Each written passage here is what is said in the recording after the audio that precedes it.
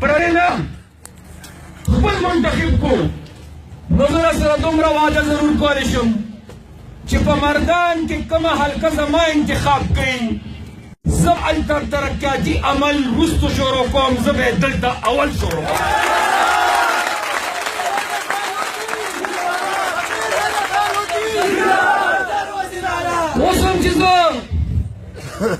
اوس هم چې زه راتلم په لار کې مونږ ایسار یو کلي ته یو علاقې ته لاړم او ما هغه پوله ولید چې په کوم پول باندې مونږ تېر شو او بیا ډېر حیران شوم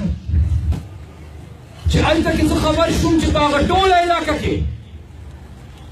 شپږ اووه زره آبادۍ یو نجله کوم میډل سکول های سکول نشته هلته یو مطلب دا د هغې علاقې ما نه پرایمري سبق ووایي نو که د مور پلار خواهش کیم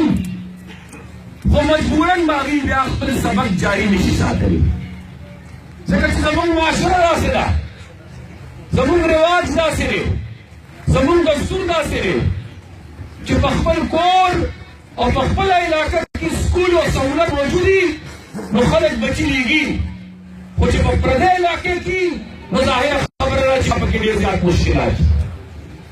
نو اویا کاله د پاکستان وشو او اویا کالو کې داسې علاقې شته چې هغې کې مونږ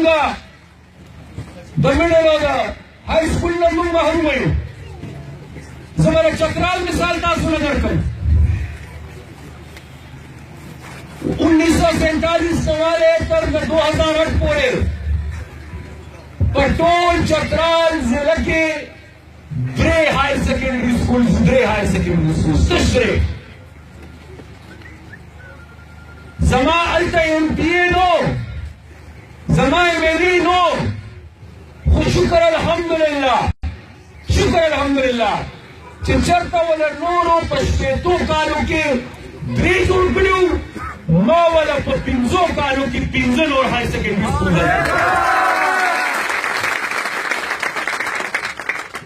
تاسو د دې سړک ذکر وکړو او دې منصوبې سره چې کوم بې انصافي وشوه تاسو د هغې ذکر هم وکړو ما خالد زوینم نوستان د ټل د کومراټ ملګري او مشرانو سپین ګیري ناست د هغې ډېره شکریه ادا کوم نن تاسو دلته راغلي یې انشاءالله ملک صاحب روزو نه پس به زه درځم که ښایي هلته انشاءالله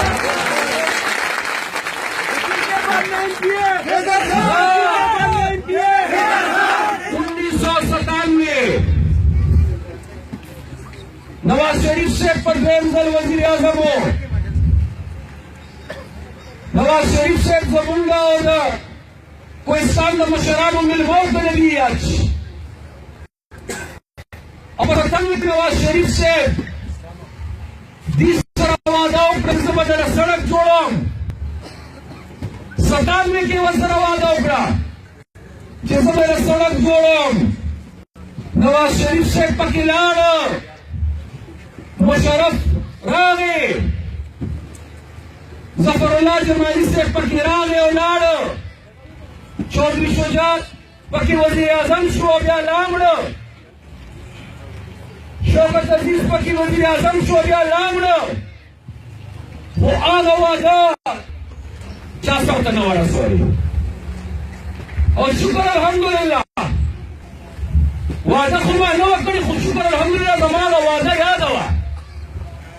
زما هلته ایم پي اے نو زما ایم ایل اے نو خو زما موجودګۍ کې زما پښتنو سره یو وعده شوې وه او ما خپل فرض ګڼم که بل پوره نه کړم چې کم از کم د پښتنو سره کړې وعده دې پوره په هغه منصوبې کې هم زه خبرېږم نن ډېر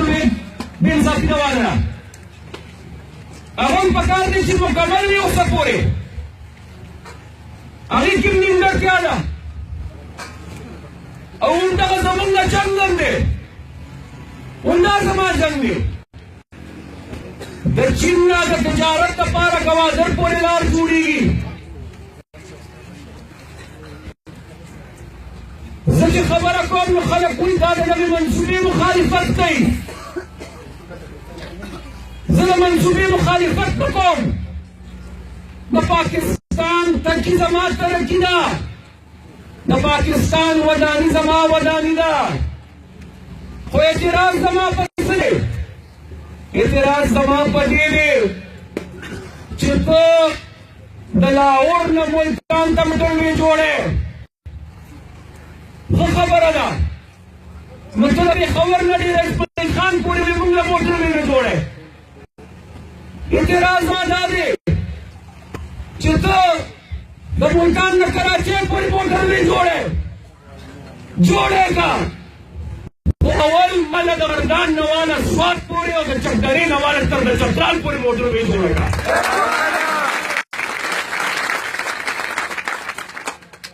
ته په پنجاب کې کارخانې لګې، ته په پنجاب کې انډسټریل زون جوړې د سی پیک سره تړلې. ښه خبره ده، خو چې هلته لس جوړې او دلته یو جوړې، دا د کوم ځای انصاف دی؟ زما بېروزګاره پښتانه به چې به چېرته ځي او که مجبوره شي او هلته منصورې له لاړ شي نو هلته هم ورسره ناروا سلوک کېږي. پنجاب کې چې پښتنو ته په دې تېرو ورځو کې په کوم سپک نظر کتلي شوي دي، موږ دغې ملغت او برملا دا خبره کوو چې دا سلوک د پښتنو سره نه کېږي، دا سلوک د پښتنو سره نه کېږي. هر پښتون ته د دهشتګرد په نظر نه ګوري. پښتانه من حیث القوم دهشتګرد نه دي. پښتون هغه قوم دی چې د دهشتګردۍ خلاف د ټولو نه لومړی ورکړې ده. زما اختلاف ده چې ته په سی پیک کې په پنجاب او په سندھ کې د بجلۍ منصوبې جوړې او هغه بجلي په کویلې باندې پیدا کېږي او هغه کویله په پاکستان کې دستیاب نه ده، بچه د بار نه راغواړې. نو زما جنګ ورسره پرېږدې.